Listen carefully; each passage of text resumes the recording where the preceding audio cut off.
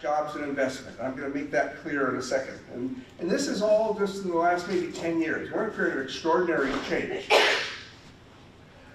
So what does a growth area represent? Well, it's a place where there's a convergence of town goals, which I'll talk about, the culture that you all live, the sense of community that you have, the kind of place you want to live in, and what the real estate market wants to do and what you need to do to attract jobs and investment, and where all of those meet so that they're all working is a town growth area. And if this doesn't make sense, raise your hand and I'll argue. No. All right, so the town's goals are pretty straightforward and what they should be, but they're very serious about them, which we've really come to appreciate. Enhance quality of life for the entire community. We're talking about growth areas, but we're talking about growth areas not for their sake, but the sake of all of St. Albans Town, and frankly, probably the city too. Promoting jobs, investment, fiscal health, economic opportunity, and also public health, because we're talking about creating places that are walkable, and nothing correlates with staying healthier longer and not having a stiff leg like I do than walking.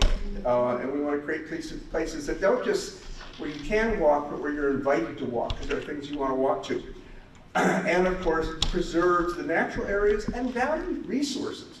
Beautiful old barns and things like that that characterize this wonderful community. So, what is your living culture? And you know more about this than we do, but one thing we have come to understand from talking to lots of you is that you have a strong sense of community. You identify with each other, you know each other. I mean, when you walk in, you all recognize each other. You also, how should I say this? This is a little tougher in our country today. You value everyone. We haven't heard anybody speak disparagingly about anybody, actually, unless they were from another town. Never mind. And that people kind of love the mix of rural and town.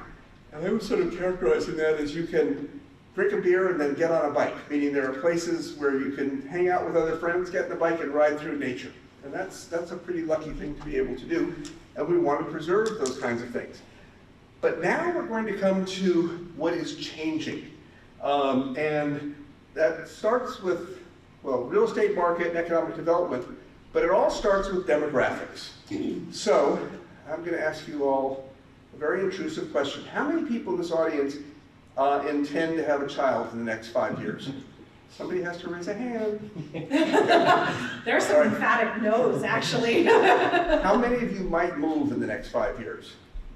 Well, okay, 0 and 0 don't really count. Anyway, so what has happened in this country is that the number of households, and it's happened in this country, it's happened in Vermont, it's happened in Chittenden County and in Franklin County, the number of households with kids is decreasing as a share, and the number of households without kids, and also people like me who are older, are increasing rapidly.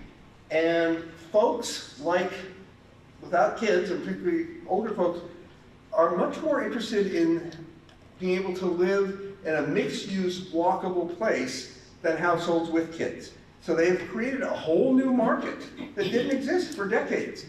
And it is so strong that if you look across Chittenden County and Franklin County, just for the next 5 years, there is demand for another 6,000 units of ownership housing, but this is what's really unusual, 6,000 units of rental housing.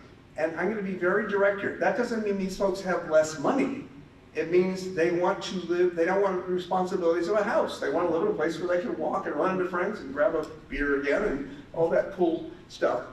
And what's really interesting, just in the next 5 years alone, in these two counties, demand for rental housing will increase by 20%. That's a remarkably fast shift.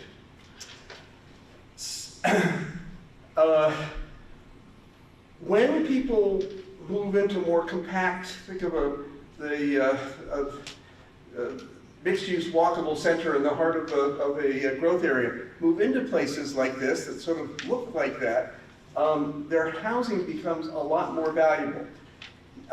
These days, as you probably have read and guessed, Nobody's building office space anymore.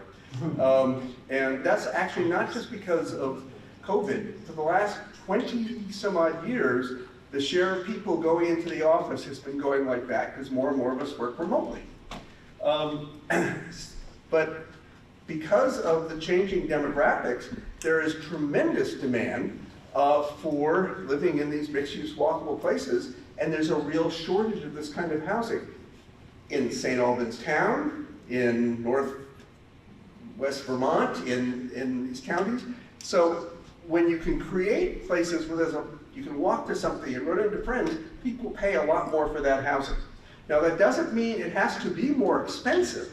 It means it's more valuable, so you can decide to pull dollars out of that to create affordable housing and other things that are public goods. Is that making sense to folks? Okay. So if we think about the larger growth areas, these are places with a network of habitats, wetlands, and similar natural areas. And one of the things I've really come to understand is animals move, and you need to give them corridors, and to keep the ecosystem healthy, it has to be a connected system. Connected network of roads, and also bikeways and pedestrian ways, so that even if you don't live next door to a place to go grab coffee or see your friends, there are great ways to get there by bike or walking, and that this is an amenity.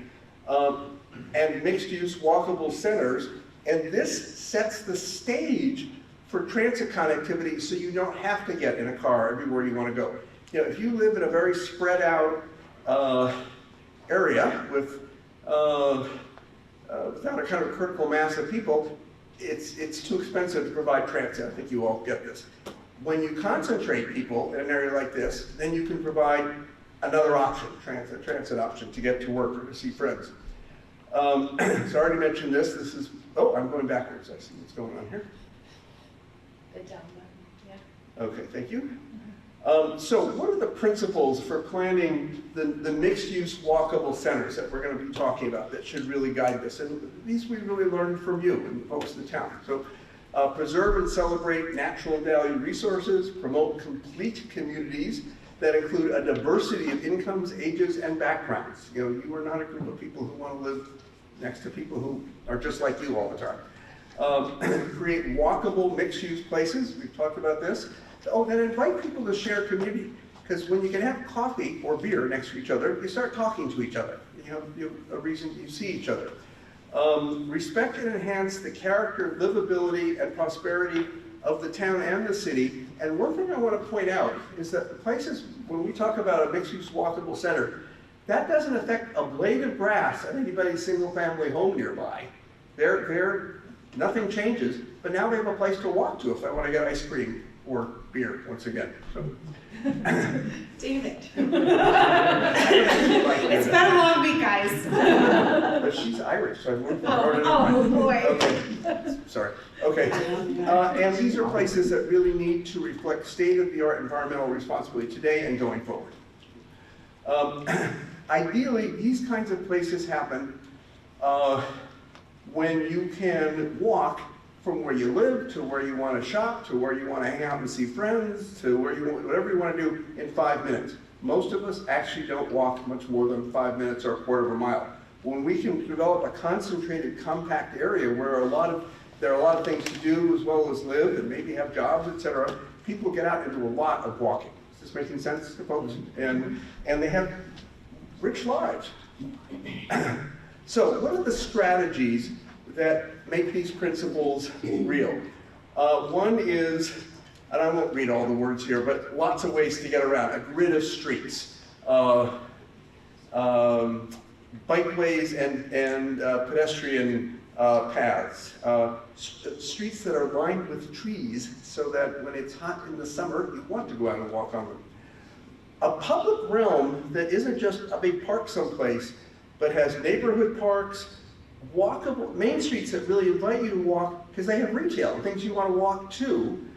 Squares, if somebody's going to build 20 units of housing, you ask them to create kind of a square, put a fountain in the middle, and have ice cream so people can sort of hang out. You know, things that enrich quality of life.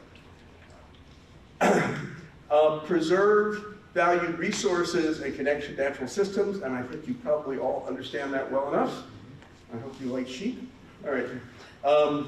That there are lots of ways to handle things like stormwater, which can be a big problem, as you all know. And many of those can be very artful. You can create rain gardens and swales and things in places like this. So even if they're going to use a very purposeful word, denser, they're also greener.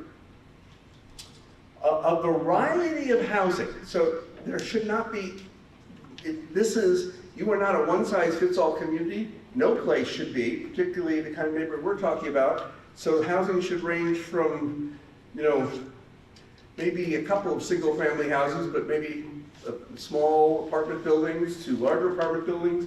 And at the same time, a percentage of these should be affordable to everyone.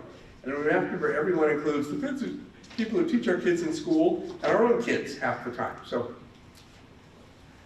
and we want to get, and this is really important, if you can get about 1,000 new housing units within a 5-minute walk, you can bring a block of Main Street to life. That has all the things you want to walk to and places where you run into your friends, etc. And luckily, the market is so strong right now and so underserved that we can create these places. There are probably 2 of them, and sort of the north end, the south of the town. And when we get this critical mass of housing, you can bring all those tables and chairs and umbrellas and all that to life. It becomes very real. One thing I want to emphasize, what we're talking about is very real. This is not fanciful these days. It would have been 10 years ago without the demographic changes and the housing market changes. Is this making sense? Because if you don't believe it, we're wasting our time. Okay. And we really want to not have lots of big surface parking lots so that when you live here, you live in a sea of parking. We want you to live in a sea of green when you step out of your apartment or your townhouse or whatever. And the trend is, this is sometimes hard for people to think, but more and more people who want to live in these kinds of neighborhoods are perfectly happy with 1 car. It's very expensive to own 2 cars, and there are lots of places they can walk now. And they really have to fit in the town. They have to kind of have the kinds of edges that respect a single-family neighborhood, or a major street, or a greenway. There's no one-size-fits-all to this approach. And finally, and this is finally, yes, one thing that is a little different. Let's say somebody does come in and a developer creates this new mixed-use walkable center with 1,000 housing units and cool places to go shop and hang out, etc. This is the kind of developer who knows how to manage and operate. So, for example, if you want to have retail lined up along a street, you have to be able to park in front of it in winter, not just summer, which means somebody has to be responsible for clearing the snow after midnight. When you develop at this scale, somebody can manage, but also create great festivals and things that draw the whole community together. These can become centers for all of life, and for everyone's life in St. Albans. So on this note, I look forward to more of your questions later. Does this all make sense? Please tell me yes. Okay, thank you. And look forward to your questions. Okay. Hi again, I'm Isabel. So I'm an urban designer with Stantec, and I'm going to try to summarize sort of quickly what we've heard over the past 3 months, working with you guys, a couple different workshops, and also our analysis, which is mainly what's up on the walls in the front half of the room. And then I'm going to pass it off to Maggie to get into the early thoughts of what could be here. So what have we heard so far? Initially, we first came here as a team in July and did a couple of workshops and week-long site visits. We've conducted a public survey during the past 2 months. From the end of July till about a week ago, and even this week, we were doing analysis of data and policies and trying to really understand what exists here. And then, as Maggie mentioned, this past week, we arrived on Monday and have been kind of hanging out in this space, talking to many of you, as well as government officials, the transit authority, just trying to get a broader picture of what's going on and what are the values and what are the interests and what are the challenges that all these different people see. So going back to July, we met with the Planning Commission and started brainstorming what were really the needs of this project in particular. We had a public meeting where we started, these maps started to identify with them locations that people thought were really great. One of them, the grocery store, Hannaford's just next door, but other issues, in fact, I'm gonna switch to this side so I can start pointing. Other locations that are a bit difficult. Some of them might deal with stormwater down in the southern side of the town and the city. Others were about, bits of sidewalk that led to nowhere along Route 7. So through that process and conducting the public survey, which received 77 responses, 70% of those responses were people who live in the town itself. And 38% worked in the town, 6% in the county, and 20% of those people worked outside of the county to answer a couple questions around, what kind of spaces do you guys like to shop in currently? It goes to what David was just talking about in terms of the kinds of retail, the kinds of experiences already that you guys like and how they could be improved. We looked at recreation, heard a lot about the different parks and the trails, especially the rail trail and the popularity of that. And then, of course, quality of life and the experiences here. With all these conversations in July and the surveys, we started to map out the strengths, weaknesses, and opportunities that were mentioned. Those I'm not going to go through, but you can find them on the front table there. We've summarized them there, and you can add your own if you see something that isn't present. And then we did a lot of mapping and analysis, looking at different land uses, the infrastructure networks that are here, and identifying which ones kind of sometimes have too much capacity on them, where they don't connect in areas that they might need to. We looked at your bus routes and the other options, and also the future studies of different micromodal transit that have already happened, and made sure that we could incorporate that knowledge into this planning study. The natural systems, studied those, as well as the complex laws in Vermont around what's required when you want to develop anywhere near wetland, or how to encourage environmentally friendly and sustainable stormwater systems that tap into those without maybe adding to problems that we've heard about with the lake and its quality of water. On this wall, you'll see the market and property analysis of what exists, and also the existing character.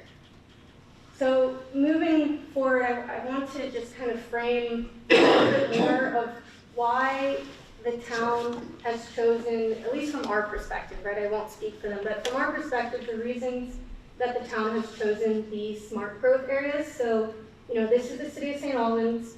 We're looking at the northern growth area within this kind of boundary. Currently, right now, we're all here in the plaza. And then the other zone is the southern growth area down here. So exit 20 is kind of the main entrance into this if you're coming from outside of the town, and exit 19 just for perspective. So why these areas? What are the main reasons why these are good places for this future growth? The first reason we think is because it's able to accommodate the diversity of housing needs that David just spoke about. There are enough undeveloped parcels of a significant size that this kind of diversity of housing, townhouses, single-family homes, apartments, could fit in both the north and in parts of the southern. Secondly, it's proximity to key transit entrances and routes. As I said, the exits, but also there is some bus infrastructure already and starting to become some density of places that people go to. Third, and this is a really important one when you're talking about new development, they need connections to sewage and water infrastructure, and anything that's really far away, it costs a lot to extend those lines and would have a lot of hurdles. Anything, and these maps are here and there based on north or south, but anything in the kind of brightest green or the deepest blue, those are within 100 feet, the parcel is, of an existing connection. So there is a possibility without it being an enormous kind of network or expense preventing potential development.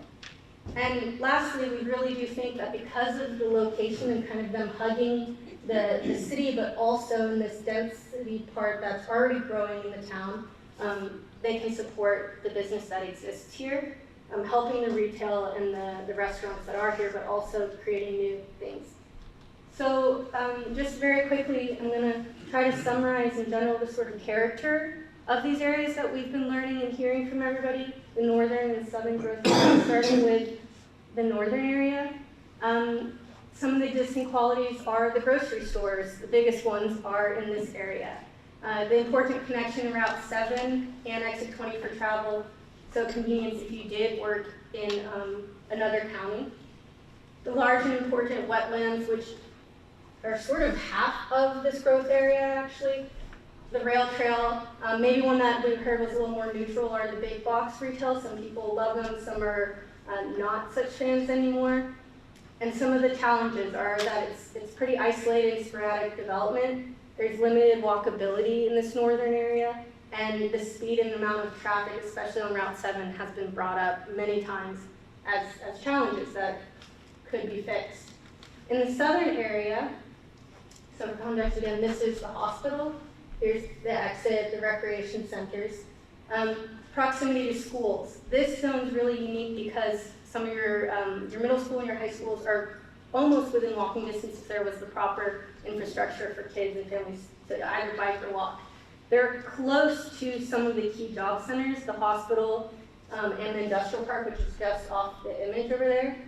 They have the outdoor and indoor recreation areas, as well as the future plans of the town for the health path, which I don't know how many of you are familiar, but the health path is a plan already in place that will basically connect this huge rec center up through past the paddock, park here, and then up to connect to the rail trail.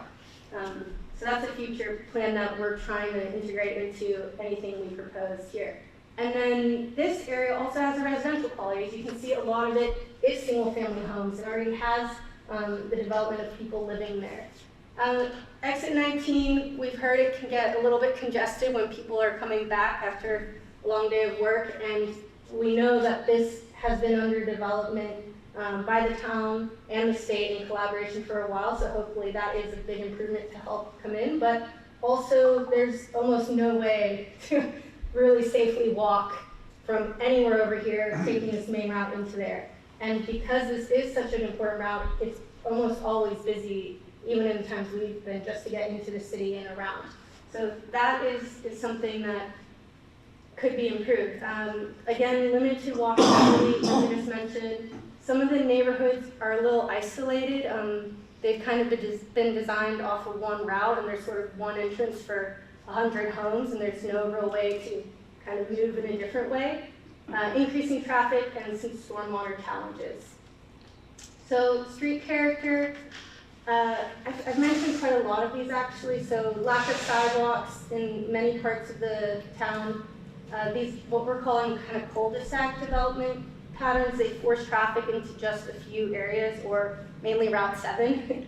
And then congestion at peak hours and a lack of mobility choices, like walking, biking, and bus transit or other modes that could evolve in the future. The development character. So by this, I mean the kinds of buildings that are in both the town and the city. So this map, the orange represents a parcel that has a residence on it, and the red are tax parcels that have commercial or retail uses. So 79% of the structures in both the town and city together are residential. That is the most common building type that exists here. And most of them are actually in the town. And of course that's because the town is much bigger probably than the city, but that's a fact. The next is the housing. So 80% of those buildings that are for residences are for single family, which is great for how development has been, but as these needs change, and I know we've heard a lot already, a lot of people can't afford to live in St. Albans, and as people also shift their preferences for what they're looking for, currently the stock of housing is not prepared for those, because only 11% of the housing, and this is including the city as well, are multifamily, and that even includes, a 2-unit townhouse. We're not necessarily talking about apartment buildings. So there's a big need for diversifying that. And next, I wanted to talk about the potential types of housing and examples of multifamily, and just pull your attention to, it's over there, it's this second kind of group, it says character. Those are examples that we found from across Vermont in different areas of different ways that multifamily happens. And if you guys are interested, you could add a vote or a preference using green or red dot, what you think would be great to see here or what just doesn't make sense in your mind. So this also helps show what could be developed in the future. All right, what properties are likely to develop in these two areas? So we looked at the northern area and identified the parcels that exist in that zone and looked at also where the wetlands are. And by combining, it turns out that in this case, a lot of the parcels in the northern area are owned by 11 different landowners, which is actually a really good thing because it means that there's opportunity for making some bigger moves that makes sense. But you know, we have all this land in yellow, but the reality is that the only open space currently, so this is if you did not demolish any buildings, so we're starting off there. The only open space that could really easily be developed is in the red.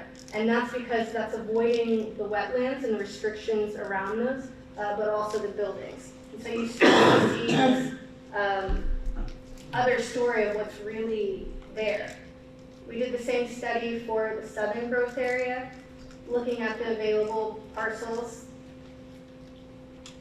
who the owners were and how they could combine, or where the opportunities were, and identifying what we're calling developable land. So from there, I'm going to pass off back to Maggie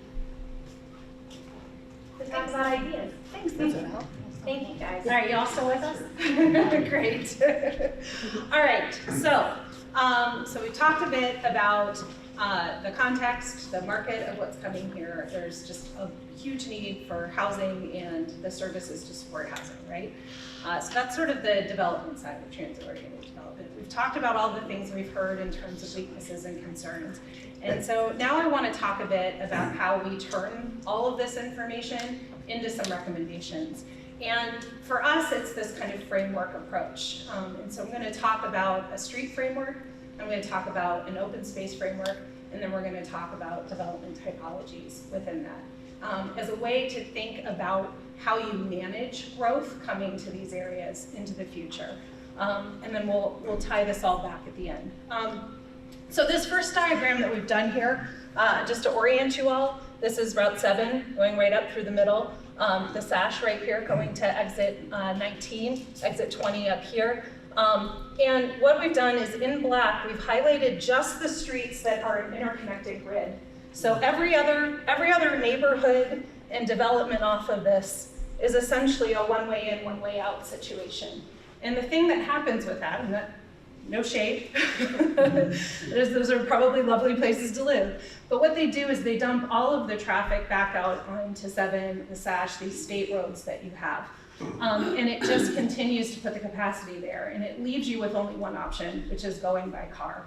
And so I think that there is a lesson to be learned with the form of the city in the grid of streets. So when you think about growing into these areas, how do we continue to build street infrastructure that is walkable, bikeable, and isn't just, one of our fellow transportation engineers calls them car sewers, because it's just where you dump all of the vehicles all the time.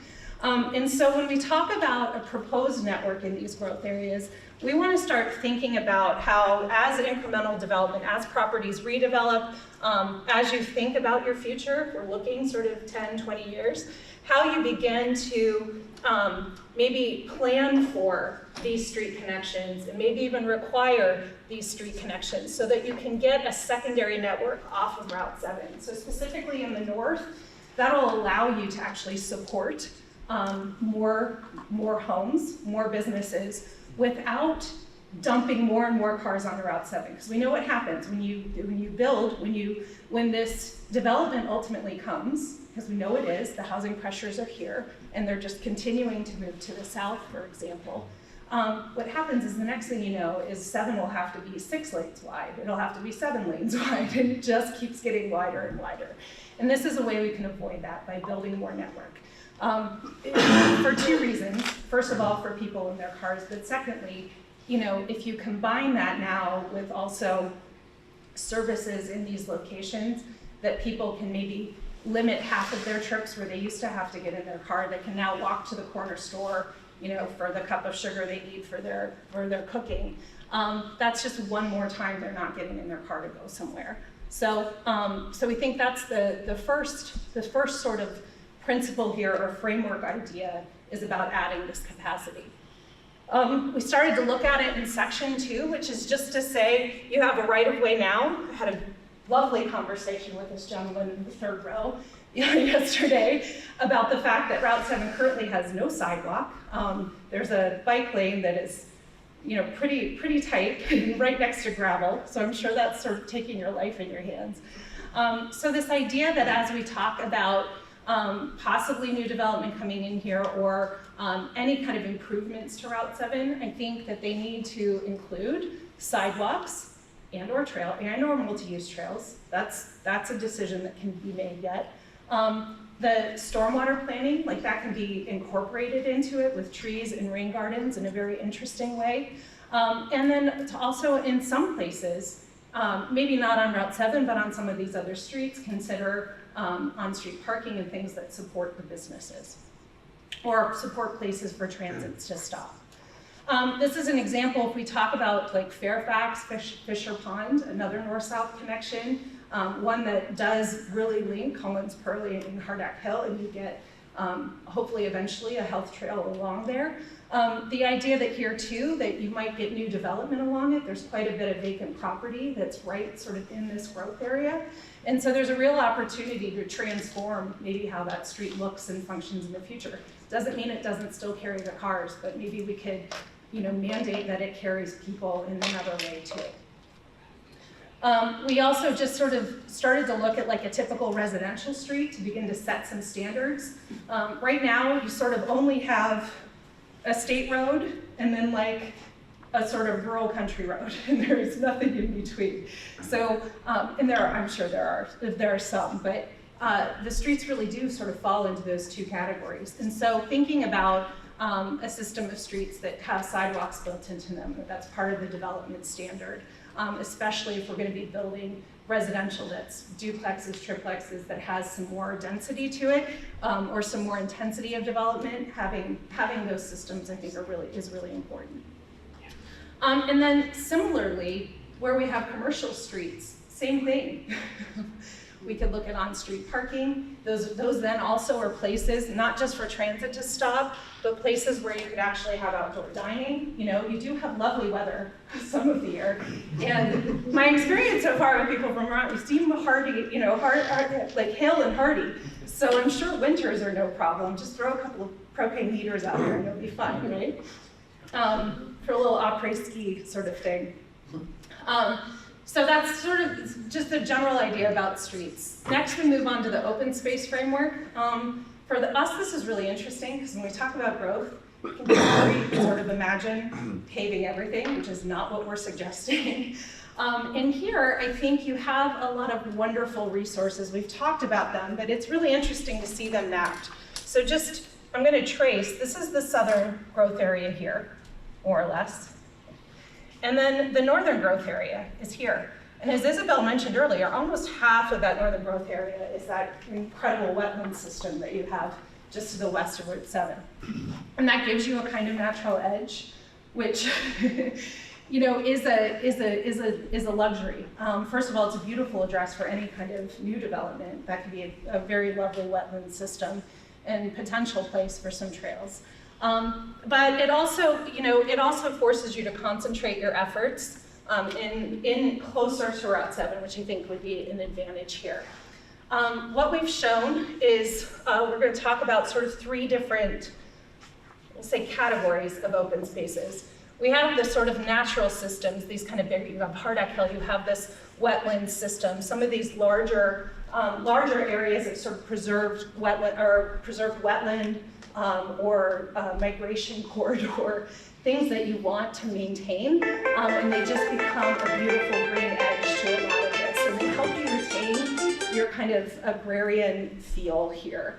The second level we have are just picking up on all of these community parks and smaller neighborhood parks, the city square, and the idea that within new development you can continue to add those. So you have the big systems that you can go to, but you also have a little park at the end of the street. You know, you can take your grandkid down there with his tricycle and enjoy your day. And then the third kind of space are all of these little interstitial connections that are the streams that connect, that are the trails that connect. And what we've started to do is just illustrate what those things may look like. So on the bigger systems, we have wetland and nature preserves. We have parks that could be associated with that. The idea that even those kind of streams and creeks that course through neighborhoods could be planted in such a way that they're beautiful and also functional for managing your stormwater. The idea that these local parks and resources can not only be additional recreation, but community vegetable gardens. A lot of community gardening opportunities here. It doesn't just have to be the big farming, it can also be the small local farming. And the idea of the health path kind of fits into that network of middle-ranged things. And then finally, thinking about gardens and parklets and plazas and these, you know, it's almost the pixie dust that makes the places really enjoyable. So village greens and main streets and the kind of unique places that happen in these areas. And then finally, so those two networks, now we talk about the development types, which gets back to kind of where David started this conversation. So right now, this is where we're at. It's a generalized plan, this plan we've been using for the base. You can see in the yellow, these are all the sort of single family zoning. This is really like maybe 5 or 6 houses along the road, but their land designation in your zoning and planning is essentially a residential use. Everything in the pink is commercial or job oriented. We have the hospital highlighted here, purple. It's a slightly different tone. And you have the industrial park down here. So you get a kind of sense of what we have. You have the downtown for the city here, which is truly a mixed-use district. I think it's probably a bit generous to call this a mixed-use district here, but it is retail, so I think that's probably more referring to the retail. And so as we think about the patterns moving into the future, again, working with what is existing here. To David's point, nothing that exists has to change, but as we think about what could be infilled, the idea of thinking about how we incorporate maybe missing middle or multifamily housing into these areas. We're going to talk about the idea of a northern center and a southern center that could really provide the sort of localized services. One of the things that we observed is that while the southern area has a ton of residential, it has very little services to support it, especially with the hospital right there. Certainly they can walk into the city for lunch, but you know, how do we support the houses that live here? And then in the north, it was mostly commercial uses without any residential. A little bit of the single family down here, but nothing up here that could fit right into that. So think about people that work. You know, some of our lower wage do some of our services. Think about a lot of the service staff at the hospital. As we talk, people with lower incomes, they may not have cars. They either need access to transit or they need to have services directly close to them. And so there's a lot of opportunity in an area like this that already has a grocery store, actually 2, right? You should have a Place Shopper too. And you've got the Walmart and you have all these services that support it. But if we had more residences around here, you could really take advantage of that symbiotic nature. And so we're showing that in the orange, the idea that you could get some more intense residential development in places where it makes sense, that we can manage beautiful transitions away from existing neighborhoods. And then we look at kind of a typical walk radius from the centers of these places. So the inner one is like, you know, maybe a 5 to 10 minute walk. you know, you can cover a good amount of ground. And then if we go a little bit further out and think about maybe a 5-minute bike ride, if these streets are actually bikeable and walkable, you know, you have pretty good coverage here, and you're pretty close to places that can support your life. We looked in the south area at the existing empty fields that are just north of this ash and then along the highway of 89, and started to look at how that could be divided into blocks and how that could support some smaller lot single-family housing, some townhouses, and maybe even work into, like we said, like a little kind of, I guess we're not allowed to say the word village because that's got a technical meaning, but a sort of village-scaled kind of center, you know, just there along Fisher Pond Road. You know, and the idea that this doesn't have to feel like, you know, an intense urban environment. What we're talking about are places that still have the sort of lush landscape that you're surrounded by, and that gets incorporated into this kind of development. Similarly, in the north area, we talked about this before, the idea of providing a kind of secondary street network so that you do get a grid of blocks up here that you could imagine being able to bike and walk and run into neighbors on the street. And in this case, you know, the idea that over time, we did talk to a representative for this property, for example, who they would love to be able to build some additional development on this property, perhaps some housing which could be really complementary. And so over time, we're seeing this in places all across the US where shopping centers like this do kind of grow, change, and transform, especially as the buildings start to hit their life cycle. And we think there's a great opportunity to do that here and plug into something really interesting and dynamic. And just an idea of what those streets could look like around those new businesses. And that's it. So those are just some things that we had milling around in our heads. You know, again, I think these things fold together to create really dynamic kinds of spaces, but it's really important to remember what this is about is setting a vision for a future. And then the next part of our responsibility to this, you know, after we've taken on board your thoughts and feelings about this strategy, is to figure out how we get there. As David said, it's complicated. We know about the fiscal kind of conservative nature here, that people are not interested in spending for spending's sake, which is really responsible. I think oftentimes we see in communities where plans that talk just about roads or just about trails are talking about things that only cost money.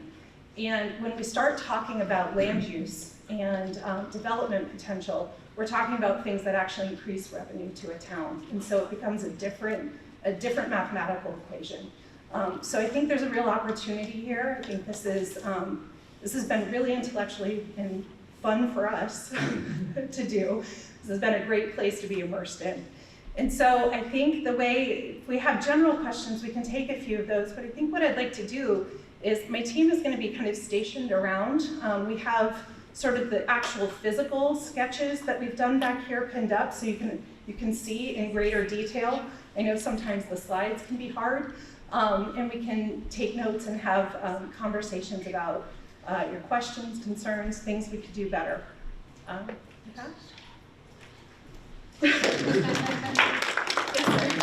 So some of your proposed areas for development that's currently privately owned, if the owners don't intend to sell, do you intend to use eminent domain for any of this?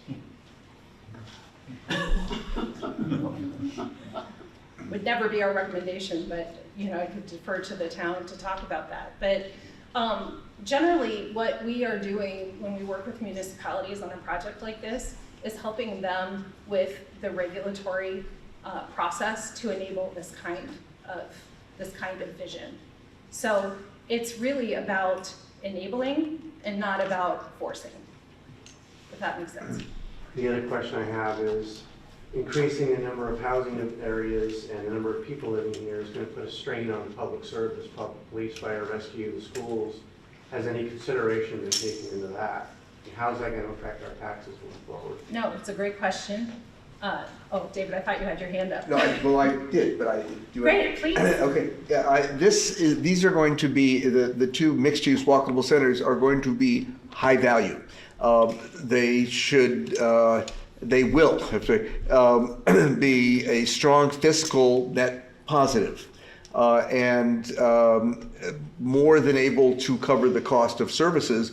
It's also important, and I alluded to this earlier, that when you have compact development, the services are less expensive than when they happen at the periphery. And I would also note, I talked earlier about the really strong demand or interest in multifamily, rental, et cetera. If you spread that out, you don't get the same benefit as if it's compact, because if people can all walk to the same place in let's say 5 minutes, then a street of places to hang out, get coffee, beer, once again, eat, etc.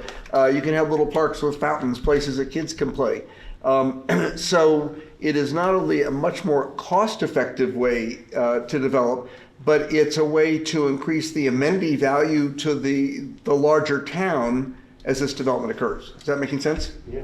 Yeah, thank you. What is your timeline for this project? Well, let me just say, the timeline is not going to be constrained by the market. The market is very strong. We talked about the demand that Maggie, the market for what Maggie showed is, here in the next 5 years. But it's going to take longer than that, because you have to go out and find the right kinds of developers and put the right regulatory zoning, et cetera, in place. But it can happen, you know what? It can happen as fast as there is political support for it happening, frankly. Minus Act 250, of course. But we'll come to that, yes, yeah, okay. Yes, sir. These growth centers make a lot of sense. That we have this incredible asset with the bay, and I'm just wondering, I'm sure you've had conversation about connectivity to that. Mm-hmm. Absolutely. Because it's a real advantage and opportunity for us, but Yeah. how does that fit with this? I personally think it fits great. Our scope was limited to this. The part that we could have easily drawn was really ready to do it is the connection out to the bay, especially along Lake, and really thinking about, so where I had those three kind of, circles of connection, you could imagine one at the bay as well. And I think what's really interesting, the cool opportunity in my mind here is that, the city has such a great character and image of itself. The bay has a great quality and character and, can develop into something really lovely and special for the town. And I see these growth areas each having their own kind of character and quality to them. And it's, we're talking about the kinds of population growth that could support that. That's not an unreasonable number of small kind of community centers to support a population like yours. Okay, do people want to get up and look at stuff and talk to us? We have a couple things. So sketches are here in the back. And as Isabel had alluded to, we also have some of the perspective drawings are on a table up there that we would love your reactions to. And any other kind of feedback about strengths, weaknesses, visions of your town, things that we're missing. There's some paper on the front, but also we really just encourage you come talk to us and tell us, and we'll get it written down. Can I just add, City in the back here, did all this make sense to you? You're the folks who live here. This is your community. Does this make sense given the kinds of changes going on as a way to manage, manage change for your benefit? I think it does. The thing that's lacking, in my view, I accept the fact it's a long-term plan and there's going to be a lot of underpinning that isn't here tonight. But I see spring, summer, fall. Yes. And I'd like to know what the plan is to make use of these centers during the winter. Yes. And what the implications are Yeah. to infrastructure for that sort of thing. Yeah. So when I sort of alluded to this before, I'm sorry to sit in back of you here, but I'll just do it anyway. When you develop a new mixed-use, more compact, walkable center, You probably will have a single major developer who will bring in partners, probably local partners, but they're the kind of folks who really know how to manage and operate. And that extends to details, I mentioned this earlier, like plowing snow so you actually can have shops along the street where people can park in front and run in so they really work. But in organizing festivals and things.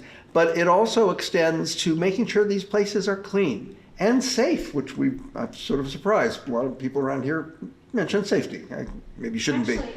Actually, it also sparks in my mind though, thank you for the comment, because I think it's something that maybe we should consider adding to that palette of open spaces are the kind of indoor recreative and gathering spaces that would be a tremendous benefit in the winter. It kind of ties the whole thing Yes, together yeah. in terms of a living space.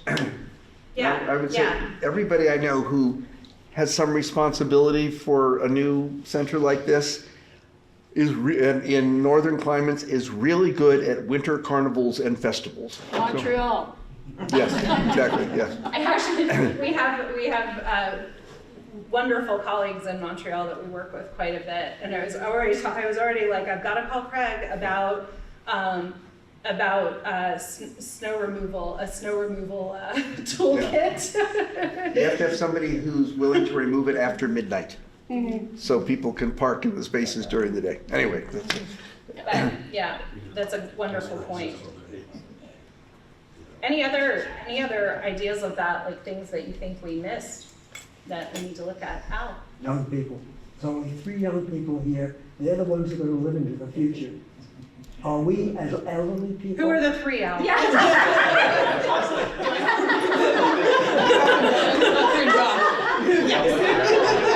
I want to note, Al is younger than I am, so he apologizes. But it worries me that we're making decisions for those people who are not here, and maybe they don't like it. How do we rectify that? So engage. So, we could add an age question to the survey. So we did, as we talked, maybe just 2 seconds on next steps. Similar to how we put the survey out the first time around, it might be nice to do it again.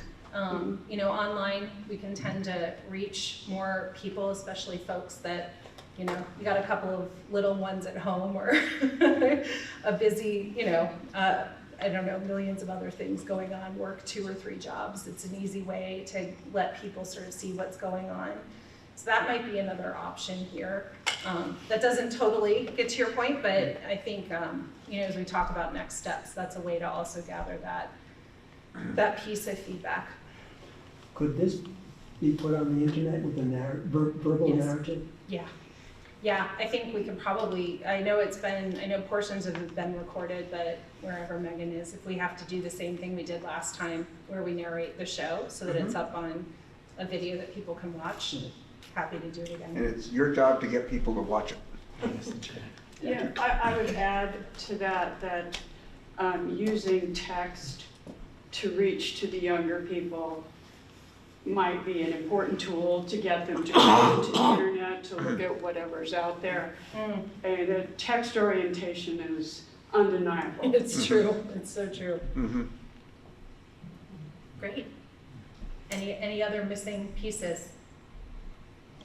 Fantastic, let's get up and get out of these somewhat hard chairs.